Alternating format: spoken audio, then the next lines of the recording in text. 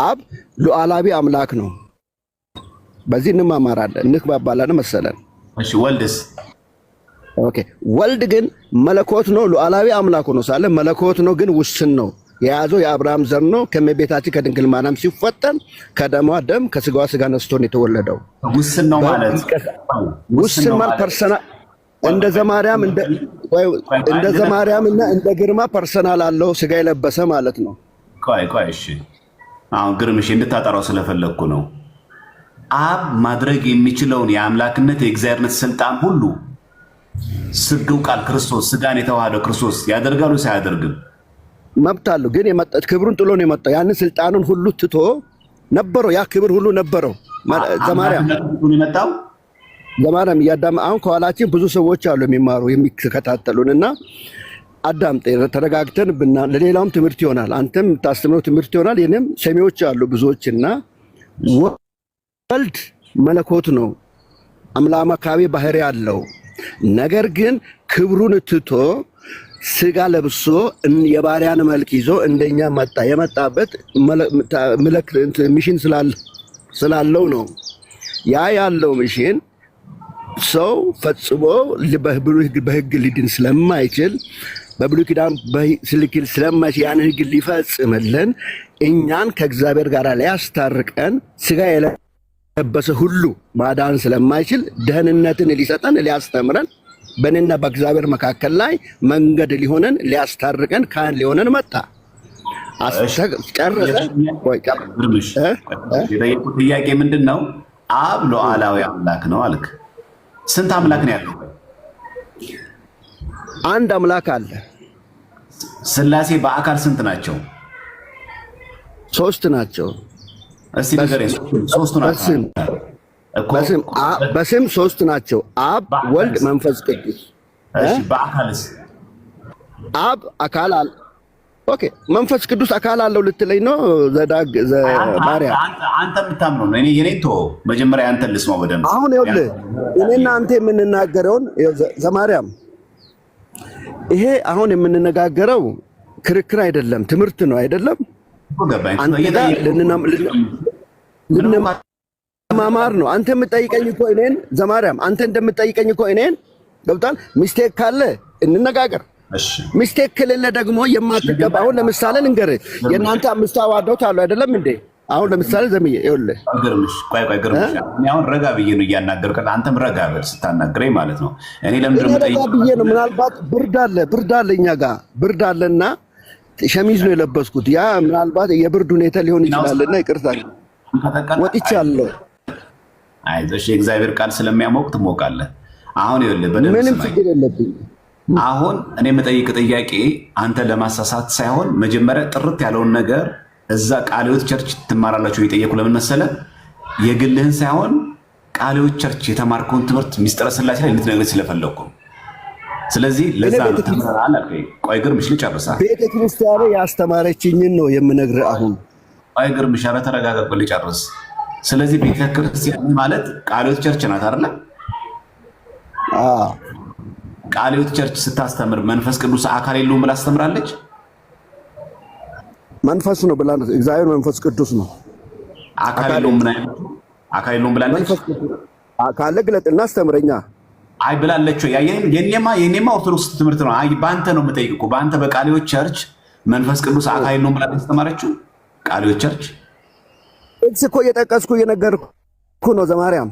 አይ ጥቅስ እየጠቀስኩ ግርምሽ፣ አንተ የምታምነውን ሳይሆን ያልኩ እራሷ ቃለ ሕይወት ቸርች ሚስጥረ ስላሴ ስትማር አንተ ስላሴ በአካል ስንት ነው አስተማረች?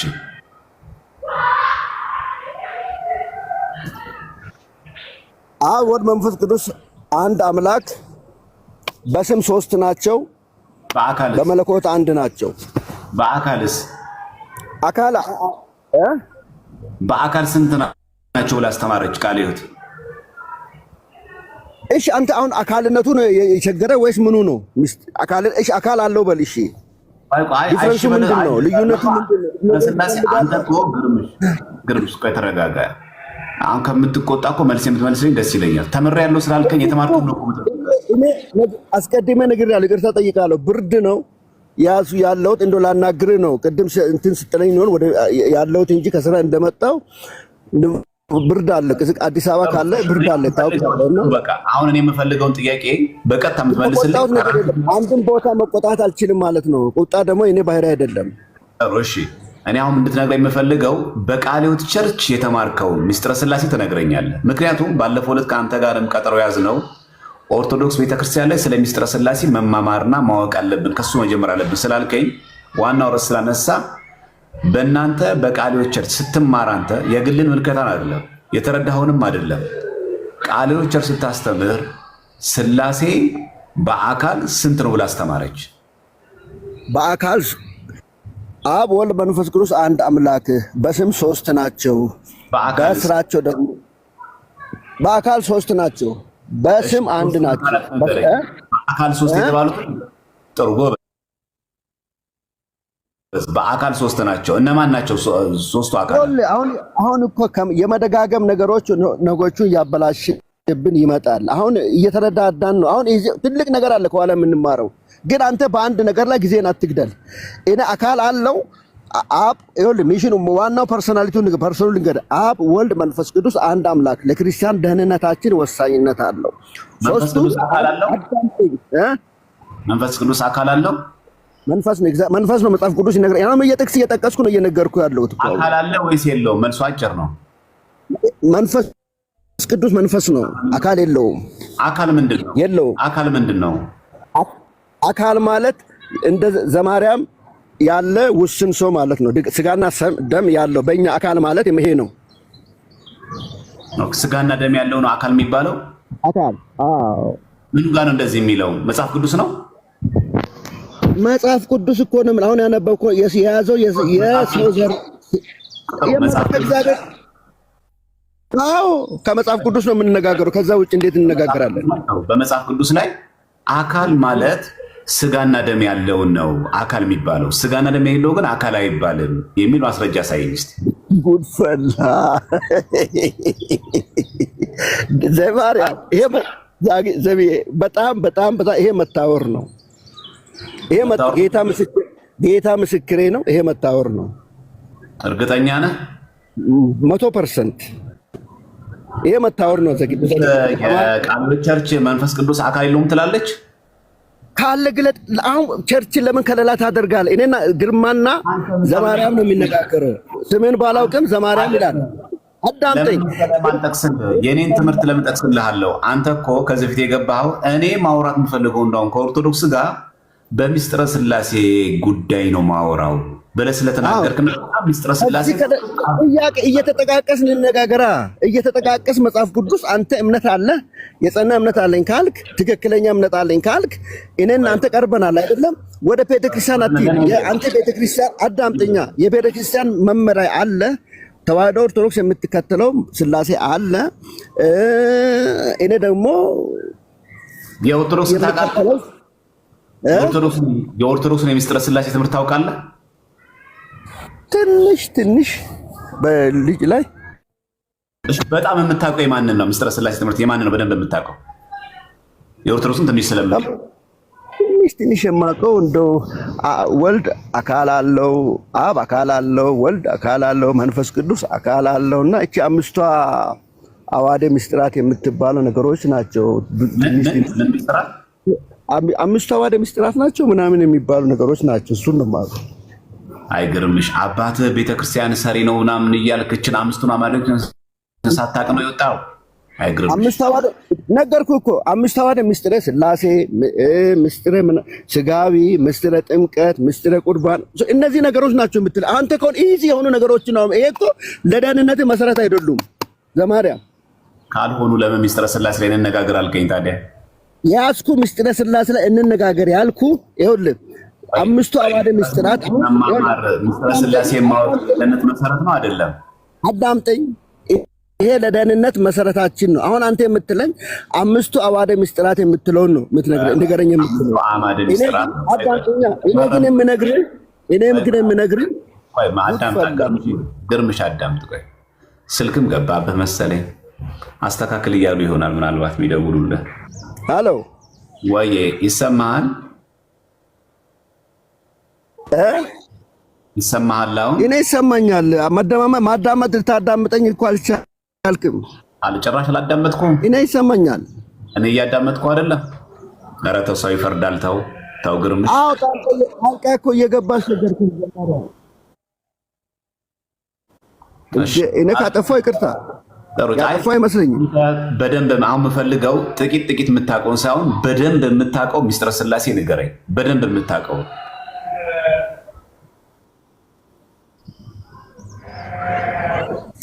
እኔ በሱ ላይ ብቻ እንነጋገራለን። አዎ አንተ በደንብ የምታውቀውን ጥቂት የምታውቀውን ሳይሆን በደንብ የምታውቀው ሚስጥረ ስላሴ ንገረኝ እስቲ አንተ። እግዚአብሔር አብ ሉዓላዊ አምላክ ነው። ሚስጥረ ስላሴ አምላክ ነው። ሚስጥረ ስላሴ ነው። እግዚአብሔር አብ እግዚአብሔር ወልድ ደግሞ ሉዓላዊ አምላክ ነው። ነገር ግን በስጋ ውስን ነው። በአንድ ውስን ነው። አካል አለው። ቆይ የአብን ጨርሰን እንሂድ። ቆይ አብ እግዚአብሔር አብ ሉዓላዊ አምላክ ነው። እግዚአብሔር አብ ሉዓላዊ አምላክ አካል አለው። አሁን የምነግርህ አዳምጠኛ። ዝም በልና እባክህ አዳምጠኝ። ይኸውልህ ለአንድና ለመጨረሻ ጊዜ አዳምጠኝ። እግዚአብሔር አብ አሁን አታስጨርሰኝ። እግዚአብሔር አብ ሉዓላዊ አምላክ ነው። በአንድ ቦታ በአንድ ጊዜ ሁሉም ቦታ መገኘት የሚችል ሉዓላዊ አምላክ ነው እግዚአብሔር አብ። እግዚአብሔር ወልድ ደግሞ ሉዓላዊ አምላክ ሆኖ ሳለ መለኮት አለው። የያዘው የተወለደው የአብርሃምን ዘር ነው።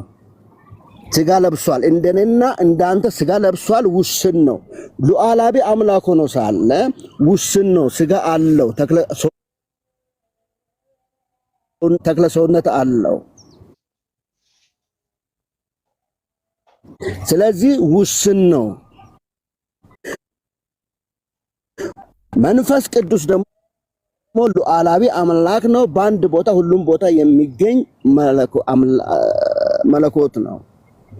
ይሄ ነው ስለ ስላሴ ማለት ልትነግረኝ ከዚህ ውጭ ያለ ጥር ወልድ ክርስቶስ ስጋን የለበሰው ክርስቶስ በሁሉ ቦታ እንደ አብና እንደ መንፈስ ቅዱስ ይገኛል? አይገኝም። እርግጠኛ ነህ? ማስረጃ ምን እሰጣለሁ እኮ ምንም ቦታ በለጉዳይ እኮ ጥቅስ መጥቀስ እኮ አያስፈልግም እኮ። ክርስቶስ ስጋ ለብሶ የመጣበት ሚሽን አለው፣ ተልኮ አለው። ሚሽን ይቅርታ፣ ተልኮ አለው። ተልኮን ሊፈጽም ነው። ያ ተልኮ ምንድነው?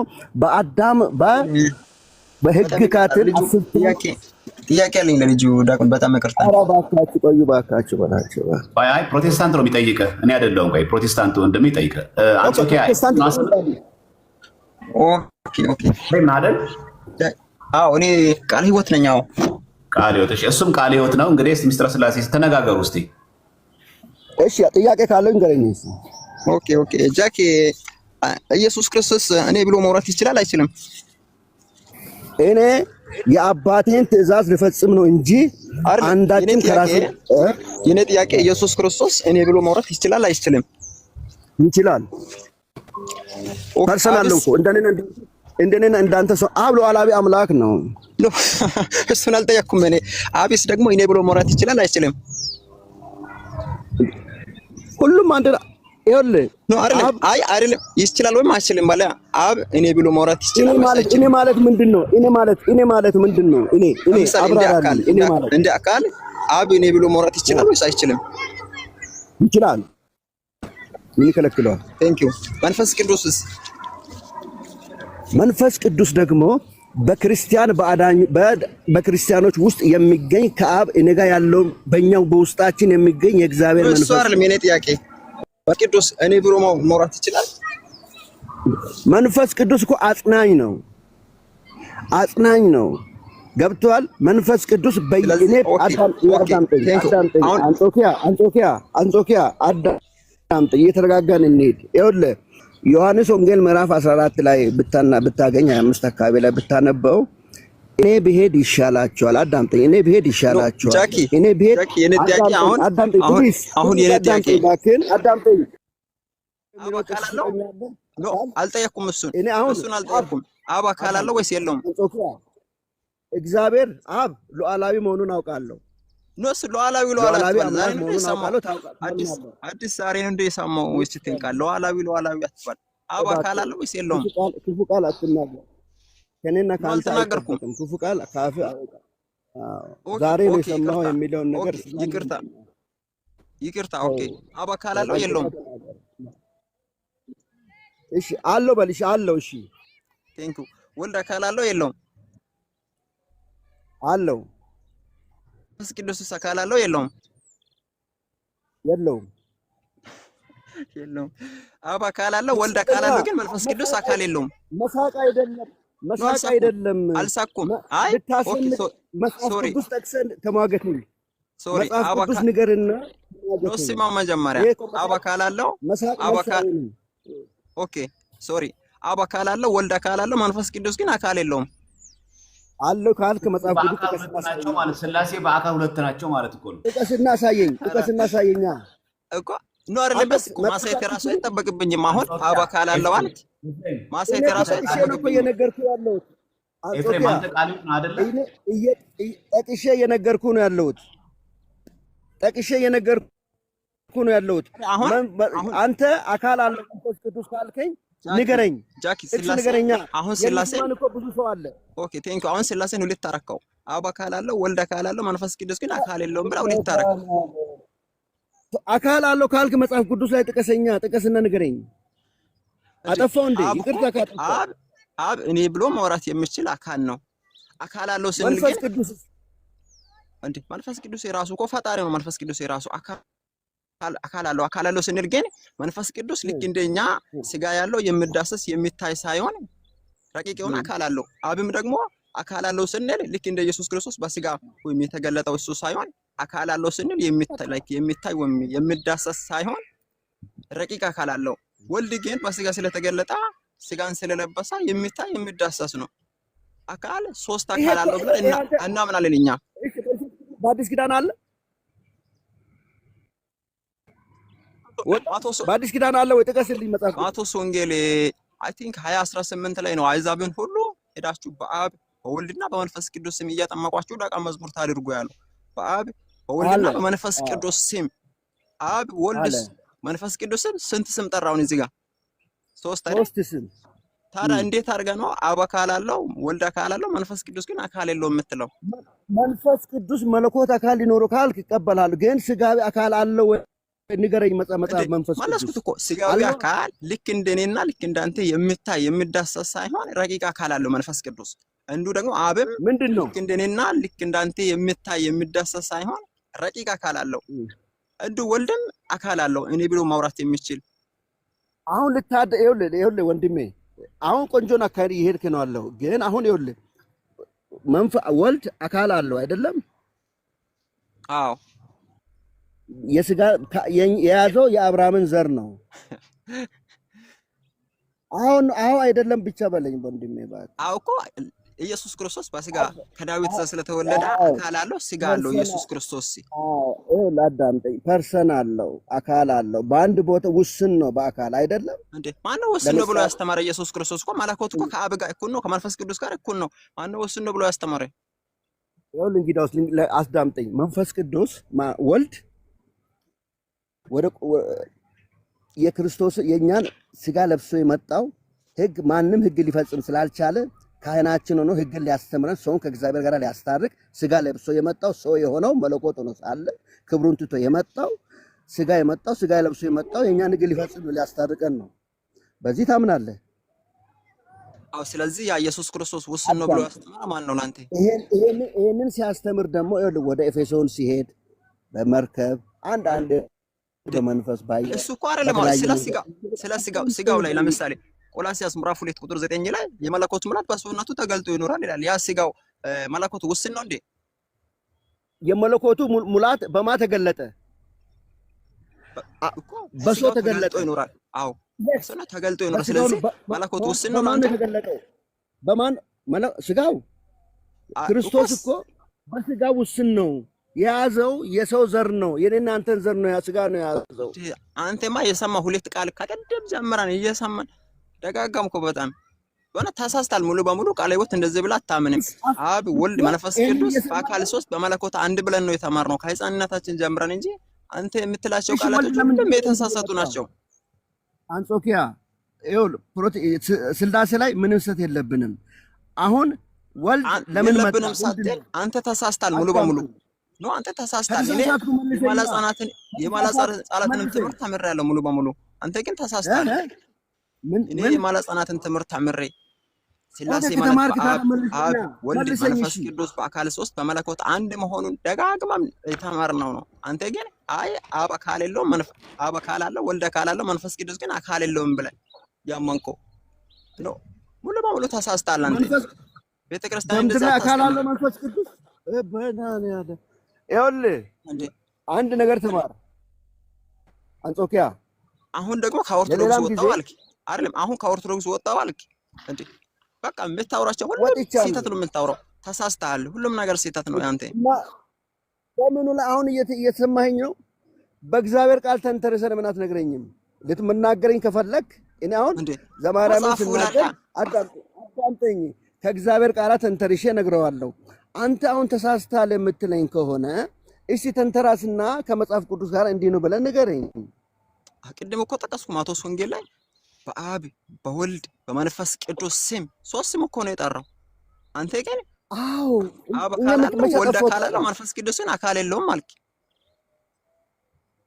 የእግዚአብሔር መንፈስ አካል አለው ካልከኝ ንገረኝ። መጽሐፍ ቅዱስ በስጋ ነው። እኔ አሁን የምነግርህ በስጋ ነው።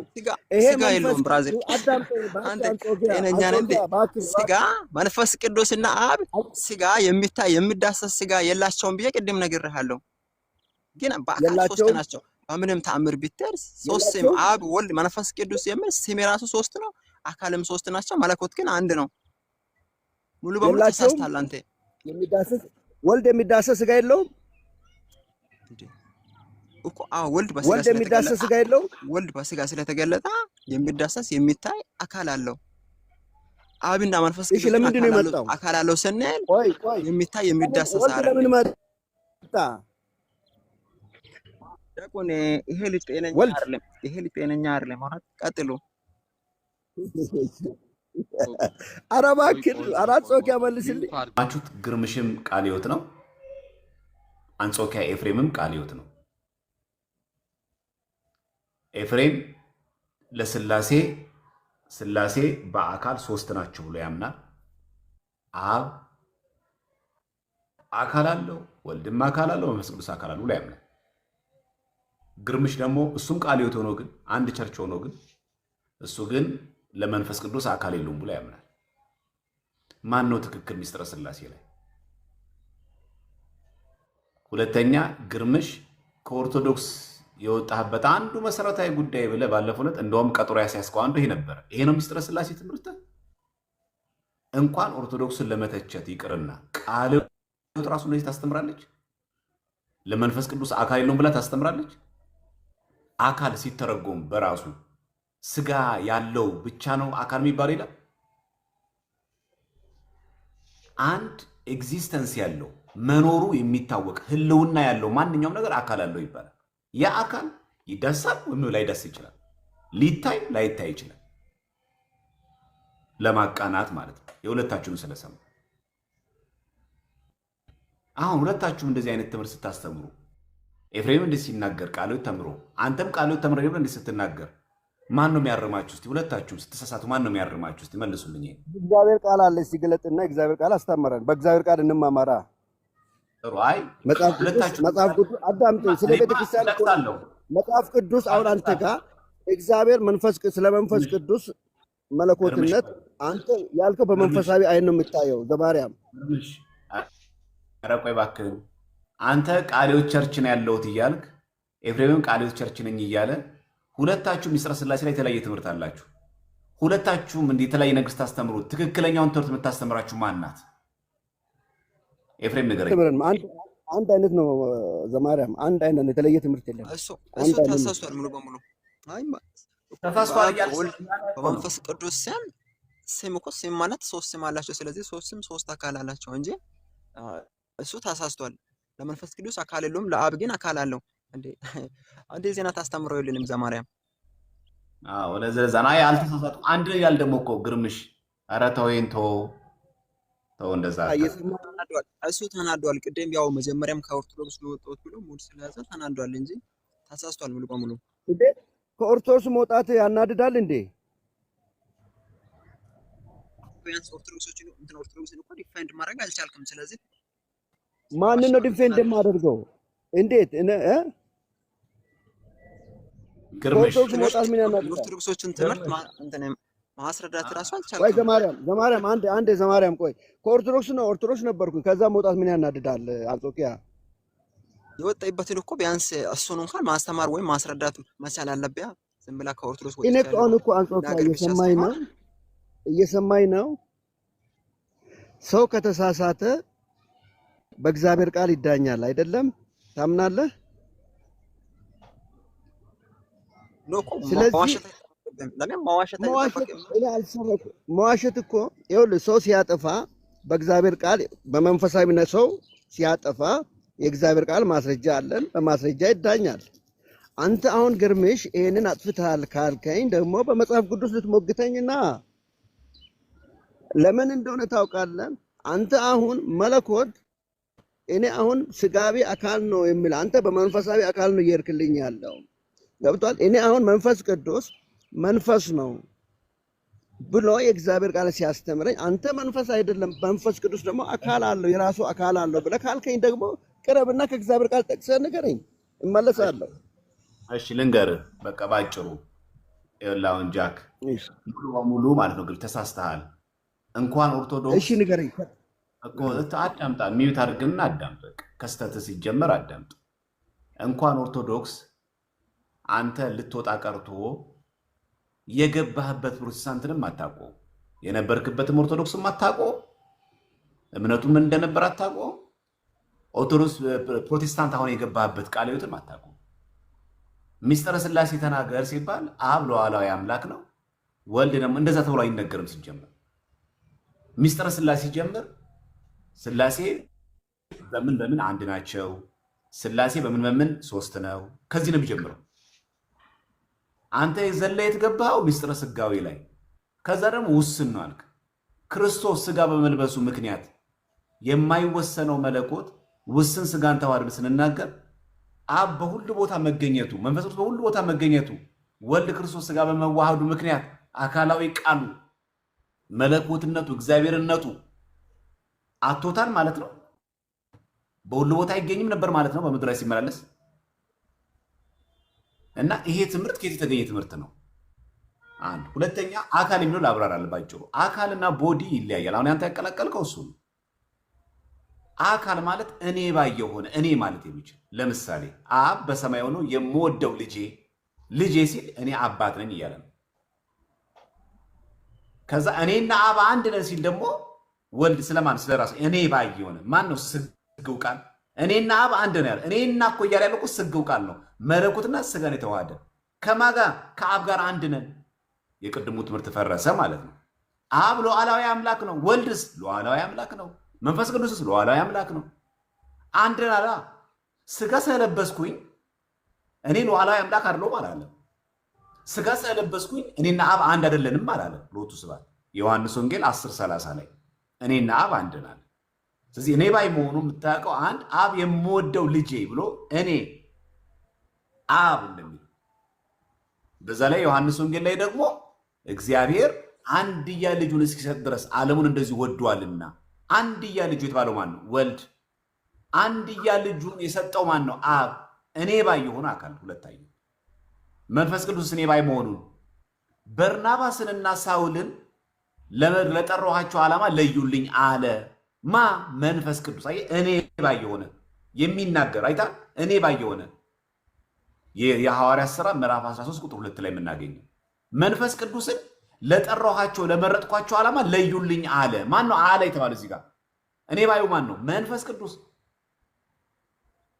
ስለዚህ መንፈስ ቅዱስ አካል አለው። ይሄ አካል የስጋ አካል አይደለም። አካል አለው ለመባል የግድ የሚዳስና የሚጨበጥበት አይደለም። እሱ የሚዳስና የሚጨበጥ ምን ይባላል? ቦዲ፣ ገላ ይባላል። ገላ የሚለው ቋንቋ እኮ ራሱ ገላ ጎላ ያለ ማለት። ፐርሰን ስንል ግን እኔ ባይ የሆነ ኤግዚስተንስ ያለው ማለታችን እኮ ኬሚስትሪም ጭምር ላይ እኮ አለ።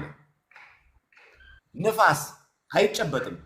ንፋስ በአይናችን እንደዚህ አናየውም። ንፋስ ግን ቦታ ይዛል አይዝም? ይይዛል። ንፋስ አካል አለው የለውም? አለው። ይጨበጣል ግን ንፋስ አይጨበጥም። ንፋስ አካል የለውም ብትል እንኳን ኤክስ ነው የምትሆነው ማትስ ላይ ማነው ሳይንስ ላይ። መጀመሪያ መታወቅ የሚገባ ጉዳይ አካል የሚለው ቃል የሚጨበጥ የሚዳሰስ ነው የሚል ቃል ሕይወትም አትልም እንኳን ኦርቶዶክስ ቀርታ። ስለዚህ ወልድሳ አካል አለው ወልድሳ አካል አለው አካል አለው ወንድም አለም እና ምን መሰለ ግርምሽ የምር ዘማርያም አልተቃወምኩም። ወልድ በስጋ ውስን ነው፣ ሉዓላዊ አምላክ ነው። በስጋ ግን ውስን ነው። ቆይ እሱን ጋር ላስተካክል። እሺ እሱን ቆይ ቤም ምንድነህ? ቆይ ካንተ ጋር ከምል አንዴ ደግሞ እስቲ በደንብ እንድታየው ማለት ቤም ምንድነህ?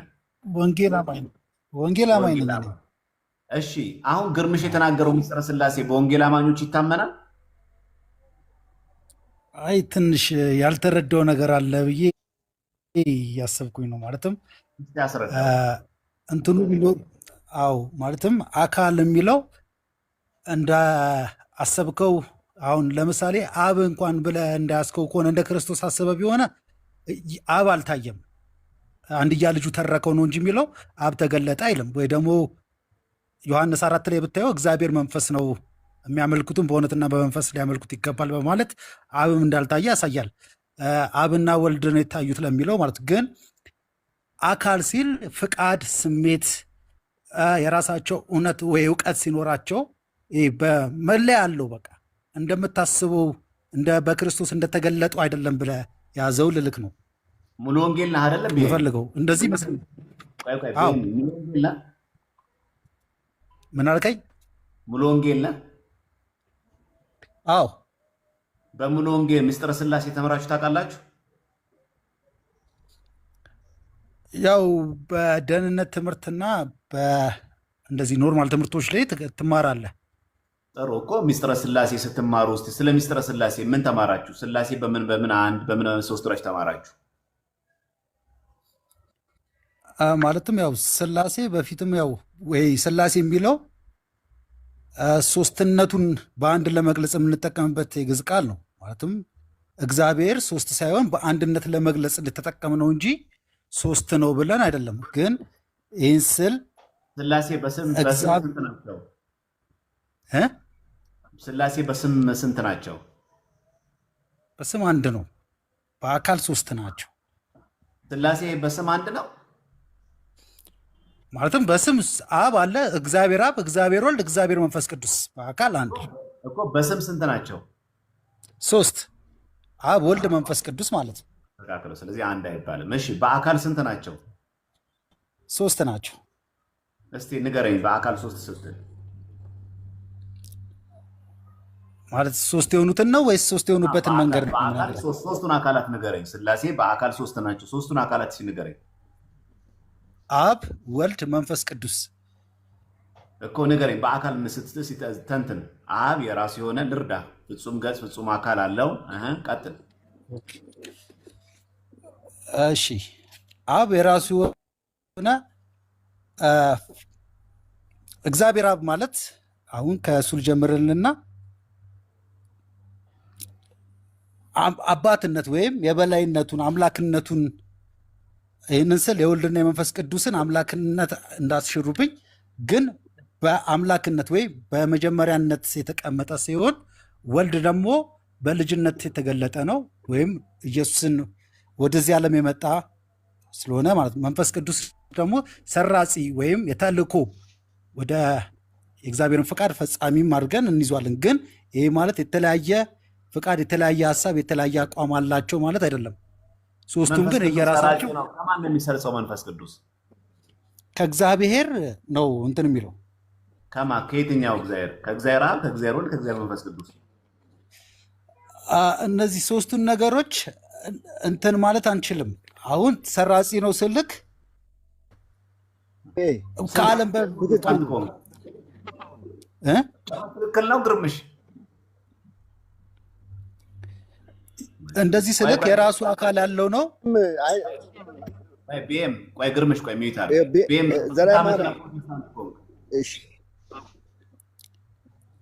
የራሱ አካል አለው። ከእግዚአብሔር የሆነና ከእግዚአብሔር የወጣ ወይም የሰረጸ ለማለት ነው የምንጠቀመው ማለት ነው። በኢየሱስ ክርስቶስ አማካኝነት ለአማኞች የተሰጠ ማለት ነው። ገብተዋል። ማለትም ከአብ ዘንድ የወጣ ነው የሚለው ኢየሱስም እኔ እሄዳለሁ መንፈስ ቅዱስን እልክላችኋለሁ ይላል እና ከአብ ዘንድ እንደሚላክ ወይ በኢየሱስ ክርስቶስ አማካኝነት ወደዚህ ምድር ለአማኞች እንደመጣ ይናገራል መጽሐፍ ቅዱስም ማለት ነው። ግን እንዳልኩኝ ኦኬ፣ ስለዚህ ቅዱስ መንፈስ የወጣው ከእግዚአብሔር አብ ነው እንጂ ከእግዚአብሔር ወልድ አይደለም እያልከን ነው። መንፈስ ቅዱስ የወጣው ከእግዚአብሔር አብ በብቸኝነት ነው እንጂ ከእግዚአብሔር ወልድ አይደለም እያልከን ነው። ይሄንን እንደሱ ማለት ሳይሆን አሁን አንዱን ስንጠራ አንዱን ስናመልክ ሶስቱንም እያመለከን ነው። አንዱን ስናመሰግን ሶስቱንም እናመሰግናለን ማለትም በአንድነቱም ስለምናምን ማለት ነው። እሺ መልካም። ቢኤም ጥያቄ እሱ ሳይሆን ሶስት አካላት አልከኝና አብ አልከኝ፣ ወልድ አልክ፣ ከዛ መንፈስ ቅዱስ አልክ። መንፈስ ቅዱስ ምንድን ነው ብለን ስንጠይቅ መንፈስ ቅዱስ ማለት የሰረጸ ነው አልክ። ከዛ ወንድማችን ዘማሪያም እንደው የሰረጸ ማለት ምን ማለት ነው? ከየት ነው የሰረጸው ሲል ቅድም ከእግዚአብሔር አብ አልከን ወይም ደግሞ ከወልድም ከአብም አልከን። እሱ ግልጽ አልሆነልኝም። የሰረጸው ከእግዚአብሔር አብ ብቻ ነው ወይስ ከእግዚአብሔር አብም ከወልድም ነው የሰረጸው? አይደለም። ከቃሉ ብዙ ከመነጋገር ሶስተት ይመጣል እና ስደጋገም የሰረጸው ይኸውልህ ዮሐንስ ወንጌል ምዕራፍ 14 ላይ እኔ ብሄድ ይሻላችኋል፣ እኔ ብሄድ አጽናኙን ልክላችኋለሁ፣ ያም ዓለም የማያውቀው እናንተ ግን የምታውቁት በውስጣችሁ የሚገኝ የእግዚአብሔር መንፈስ ነው ይላል። ዛት ሚንስ ይሄ ነው። አሁን ጥሬ ቃሉን ያዘልኝ። ለምን ብዙ ጊዜ እሱ ቢኤም ሲደጋገም ውሸት ይፈጠራል፣ ነገሮች እንትን ይላሉና መንፈስ ነው የሚለውን ሰራጺ ኃይል ምናምን እኔ ብሄድ ይሻላችኋል። አሁን አብን ትይዛለህ። አብ መለኮት ነው፣ መለኮትነቱን ትይዝልኛለህ። በቃ ዋናው ልትይዘው የሚገባው መለኮትነቱን ነው። ናታን ጥያቄው ምን ነበር መሰለህ? ዳግም ይቅርታ፣ መንፈስ ቅዱስ የሰረጸው ከእግዚአብሔር አብ ብቻ ነው ወይስ ከአብና ከወልድ ነው? ጥያቄው ይሄ ነው። ወይ ከአብ መመለስ ይቻላል ወይ ከአብና ከወልድ ማለት ይቻላል።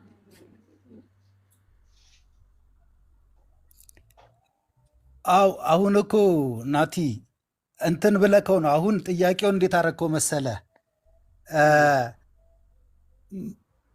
የአንድ አሁን ከወልድ ነው ወይ ከአብ ነው ወይስ መንፈስ ቅዱስ ራሱ አምላክ ነው እኮ እግዚአብሔር አብ ነው አይደለ? ይሄንን እኮ እየነገርኩ ያለው መጀመሪያ መንፈስ ቅዱስ ራሱ እግዚአብሔር አብ አይደለም። መንፈስ ቅዱስ ከእግዚአብሔር አብ የተለየ አካል ያለው የተለየ ማንነት ያለው። ኦኬ እሺ፣ ይለያያሉ እያልከኝ ነው? መንፈስ ቅዱስ ከእግዚአብሔር አብ የተለየ አካላዊ ማንነት አለው። ስለዚህ ሶስት አምላክ ነው እያረከኝ ነው ወይስ አንድ አምላክ ነው?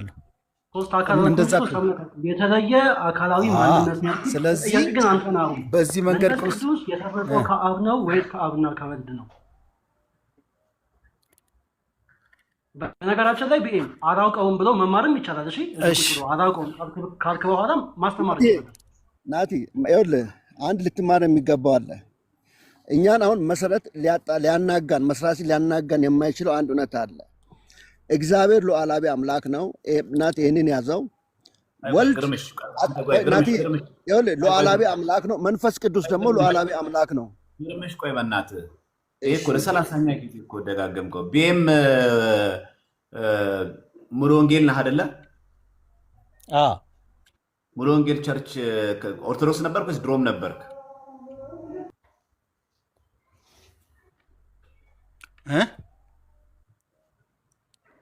ድሮም ፕሮቴስታንት ሙሉ ወንጌል ነበርክ ወይስ ከኦርቶዶክስ ነው እንደዛ የገባው? ድሮም ነበርክ? አይ ከኦርቶዶክስ ነው የገባሁት። ስንት ዓመትህ ነው? ወደ 7 ዓመት ይሆነኛል። ጥሩ። የኦርቶዶክስ ቤተክርስቲያንን ሚስጥረ ስላሴ ትምህርት ታውቅ ነበር? አይ ብዙም አውቃለሁ ነበር አልልክም እኮ ህፃን እያለን ሄድከው? አሁን እንማራለን እንሄዳለን። ዝም ብለን ነው የምንሄደው እንጂ እንትን አላውቅም። ሚስጥረ ስላሴ ትምህርት አልነበረም ኦርቶዶክስ ላይ? ማሏሽክ ማለትም ብዙ ቤተክርስቲያን ሄጃለሁ። ማለትም ያደግኩበትም አካባቢ በቤተክርስቲያን ዙሪያም ስለነበረ ፒያሳ አካባቢ ሄዳለሁ። ግን እንደዚህ አይነት አሁን ምስጢረ ሥላሴ ድነት ምናምን አስተምህሮቶችን ግን እስቲል ነው አላስታውስም፣ መማሬን እንኳን ማለት ነው። ሰንበት ቤት የለም ፒያሳ እዛ ጊዮርጊስ ሥላሴ ይማር ነበረ። ግን ያው ልጅ ሆነ ግቡ ግቡ በሆነ መንገድ ዝም ብለህ እንደሆነ ፕሮጀክት እንደሆነ ነገር እንደምገባው አይነት ወይ በክረምት ወይ ገጠመኝ ገብተህ ሙሉ እውቀቱም መንፈሳዊ መረዳቱም ብዙ አይኖርም። በዛ እንትን ነው ያሳለፍኩት። አሁን ስንት ዓመት ነው? ከ30 አይበልጥም እድሜ? ይበልጣለሁ እንጂ። ጥሩ። ስለዚህ ቢያንስ እንኳን አትሊስት የ23 ዓመት ሰው እያለ ወጣ እንበል። የ23 ዓመት ወጣት ኦርቶዶክስ እያለ እንኳን አሁን 30 ዓመት እንኳን ቢሆን ስለ ኦርቶዶክስ ቤተክርስቲያን ምስጢረ ሥላሴ ትምህርት በሰንበት ደረጃ በቅድስት ሥላሴ አልነበረም? ይኖራል ብዬ አስባለሁ። ግን እንዳልኩኝ ልብ ተሰጥቶክ ወይ ልብ ተከፍቶ በቃ ልማር ነው ቤተክርስቲያን። አሁን ጠዋት ተነስተህ ትሄዳለህ፣ ጸበል ጠጣለህ። ከዛ ወይ የወሩ ወይ የዓመቱ ሲሆን እንትን ቤተክርስቲያን ብለህ ትሄዳለህ። ከዛ ውጭ የለም።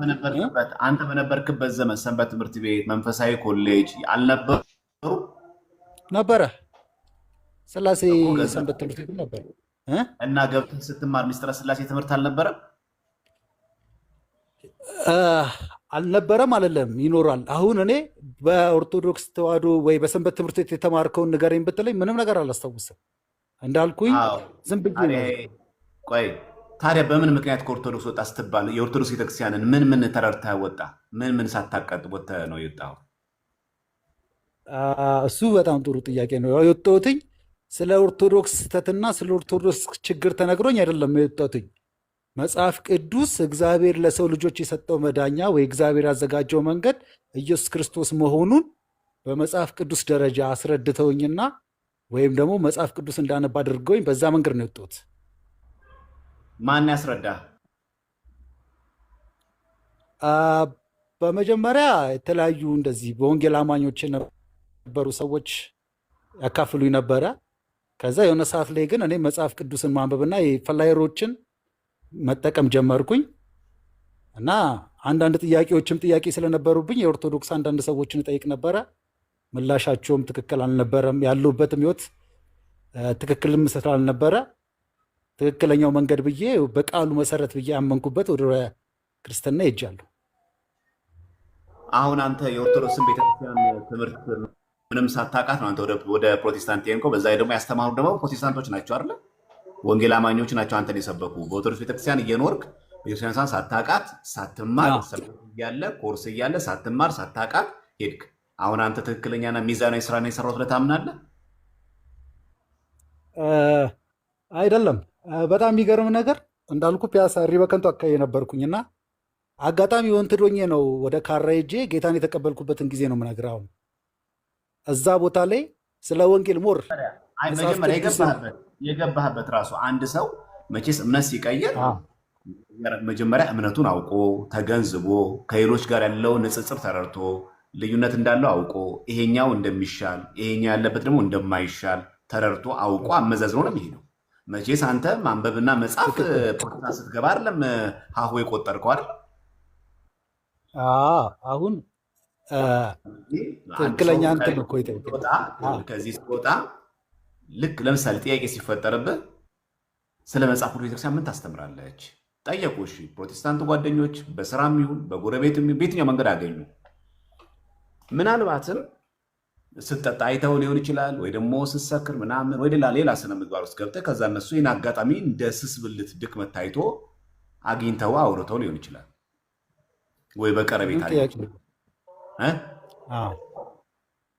ምንም ጥያቄ የለውም። አሁን እንዳልከው ነው።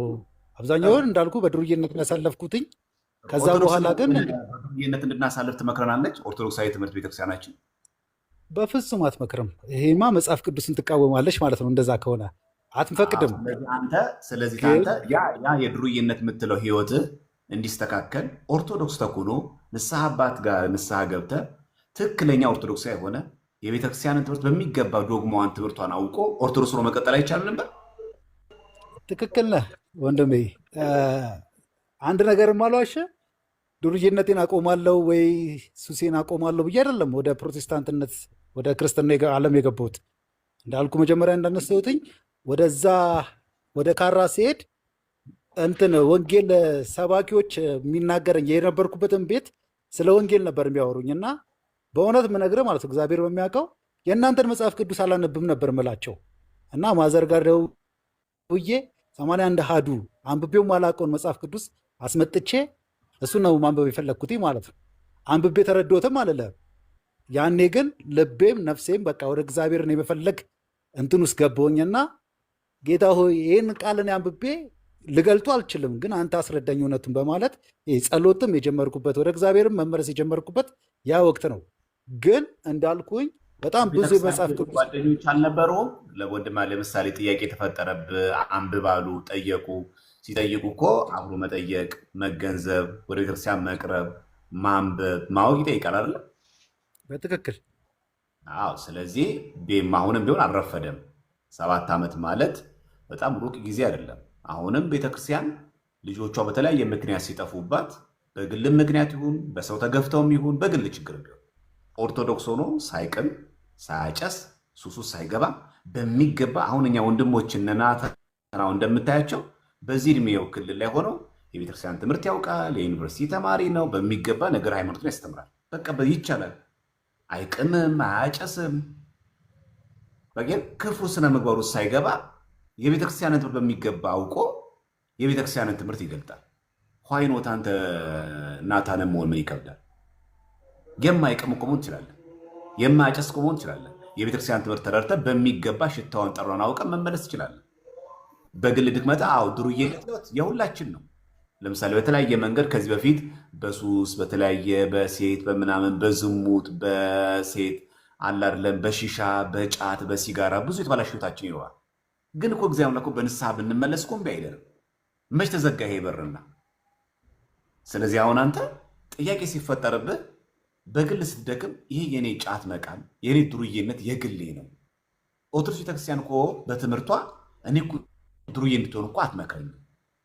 ቅዱሳን ሆኜ በቅዱስ ሕይወት እንድመለስ እንደውም ቅዱስ ጊዮርጊስ እንድመስል ነው የምትፈልገው እንጂ እሷ በጫት በሲጋራ እንድገኝ እኮ አትፈልግም። ዱርዬነቱ የኔ ነው የኔ አመል ነው ብሎ የራስን ድክመት በራስ ማሰብ። ምክንያቱም ኦርቶዶክሱን አለመቃም ይቻላል። ይሄው እያየን አይደል? አለመቃም፣ አለመጫስ፣ አለመጠጣት። ኢቭን ይሄው የምታየውን ይህ መጽሐፍ ቅዱስ ከወንጌል አማኞች ነን ከሚሉ ሰዎች ጋር እያወራን ምን ከለከለን? መጽሐፍ ቅዱስን በሚገባ ለመረዳት አልከለከለንም። ኦርቶዶክስነት በጣም ትችል ነበር እና ግን ምን አደረገ ማለት ነው? ካራ ገባህና በካራ አሉ። ወንድም አሁንም አልተረዳኝም። ማለትም እንዳልኩ ሱስ ለማቆም ብዬ አይደለም። እንዳልኩ ጌታን የተቀበልኩበት ዋና ነጥብ እሱ አይደለም። ምን ነበር? ማለትም ሱስም እኮ ኖርማሊ ጤናህም እኮ ወይ እድሜህም ወይ የሆነ ሳይካትሪስትም አማክረህ እኮ ታቆማለህ። በተለያየ መንገድ ታቆማለህ። ህይወትም ያስገድድሃል። መሰረታዊ ምክንያት ካልሆነ መሰረታዊ ምክንያት ኦርቶዶክስ ጋር ያላገኘኸውን ግን ፕሮቴስታንት ጋር ያገኘውን ኦርቶዶክስ ጋር የሌለውን ነገር መሰረታዊ ምክንያት። በጣም ጥሩ። እንዳልኩኝ የመጀመሪያው ወንጌል ስሰማ መጽሐፍ ቅዱስ ብቻ ነው የተመሰከረልኝ። መጽሐፍ ቅዱስና መጽሐፍ ቅዱስ ኦርቶዶክስ ጋር እሺ በንጽጽር ስትናገር የነበርክባት ኦርቶዶክስ አትካዳት፣ ታውቃታለህ፣ ትኖርባታለህ። አለንባት በጣም እኛም አለንባት ያደኩባት ነው። አሁን ለምሳሌ በቤተክርስቲያናችን መጀመሪያ የሚመሰከርልን አንድ ሰው ኦርቶዶክስ ሲሆን መጀመሪያ የሚማረው ምንድን ነው? 5 አዕማደ ምስጢራት ትዝ ይለዋል። ላስታውስ ከምትጨነቅ 5 አዕማደ ምስጢራት ምስጢረ ሥላሴ መጽሐፍ ቅዱሳዊ ነው አይደለም? መጽሐፍ ቅዱሳዊ ነው። የአምላክ ሰው መሆን መጽሐፍ ቅዱሳዊ ነው አይደለም? መጽሐፍ ቅዱሳዊ ነው። ምስጢረ ጥምቀት መጽሐፍ ቅዱሳዊ ነው አይደለም? ምስጢረ ቁርባን ስጋዬን የበላ ደሜን የጠጣ የዘላለም ሕይወት አለው የሚለው መጽሐፍ ቅዱሳዊ ነው አይደለም? 5ኛ ምስጢረ ትንሣኤ ሙታን ክርስቶስ ሲመጣ ሁላችንም ዳግም እንደምንነሳ ከሙታን እንደምንነሳ መጽሐፍ ቅዱስ ነው አይደለም? እነዚህ አምስቱ ቤተክርስቲያናችን አዕማደ ምስጢራት ከመጽሐፍ ቅዱስ የወጡ ናቸው። ይሄ እኮ ነው የመጀመሪያው አንድ ኦርቶዶክስ ማወቅ የሚገባው አምስቱ አዕማደ ምስጢራት ማለት ነው። ይሄ መጽሐፍ ቅዱስ ማለት ነው። ስለዚህ አንተ የተመሰከረ ለመጽሐፍ ቅዱስ ከሆነ ኦርቶዶክስ ጋር ሲመሰከር የነበረው ምን ነበር? አሁን ጥሩ እንትን ነው። እሺ በንጽጽር እያልከኝ ስለሆነ እኔ አሁን ማለት ነው እንዳልኩ የሃይማኖት ጉዳይ አይደለም፣ የዘላለም ህይወት ነው። የዚህ የዓለም ጉዳይ በቃ አይደለ የሰው ልጅ ነው ቢበልጥ 80 ነው አይደለም የሚለው። አንተም ቅድም ገብተህ እኮ ስለ ሚስጥረ ስላሴ የተናገርከው ሚስጥረ ስላሴ እኮ የዘላለም ህይወት አካል ስለሆነ እኮ የዘላለም ህይወት ስለሆነ እኮ ነው። የዘላለም ህይወት ጉዳይ ስለሆነ እኮ ነው ገብተህ ሚስጥረ ስላሴ ስላሴ በዚህ ስላሴ በአካል ስላሴ በስም ያልከው እኮ የዘላለም ህይወት ስለሆነ ነው። ስለዚህ እነዚህ አምስቱ አዕማደ ምስጢራት ማለት እኮ መጽሐፍ ቅዱስ ማለት ነው።